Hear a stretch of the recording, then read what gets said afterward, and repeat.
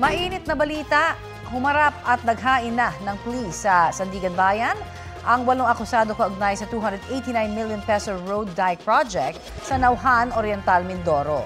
Para yan sa kaso nilang paglabag sa Anti-Graft and Corrupt Practices Act. May ulat on the spot si Bernadette Reyes. Bernadette?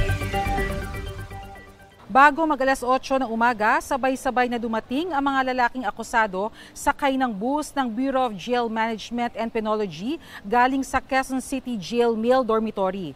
Hiwalay na dumating si Bidding and Awards Committee Accountant for Lerma Caico.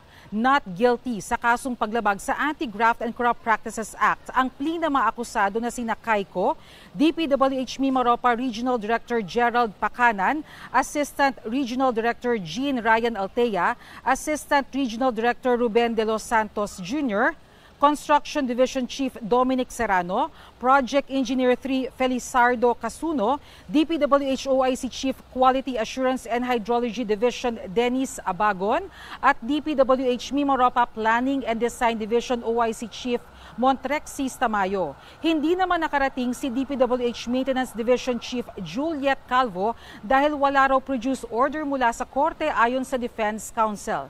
Sa arraignment ngayong araw, hiniling ng Defense Counsel na iwasan ng depensa at ng prosecution pati na ng ombudsman ang mga interview sa media patungkol sa merits ng kaso. Pre-judge na raw kasi ang mga akusado sa Court of Public Opinion tulad na lang halimbawa sa mga nagsasabing substandard ang proyekto. Ayon naman kay Associate Justice Henergito ng Sandigan Bayan 5th Division, alam naman daw ng mga abogado ang kanilang responsibilidad. Sakaling hindi raw tumupad, aaksyonan ito ng korte. Nakatakda ang preliminary conference sa Enero at sa Pebrero.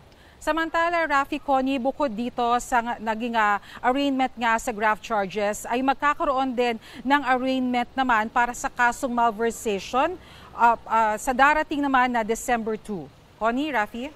Maraming salamat, Bernadette Reyes.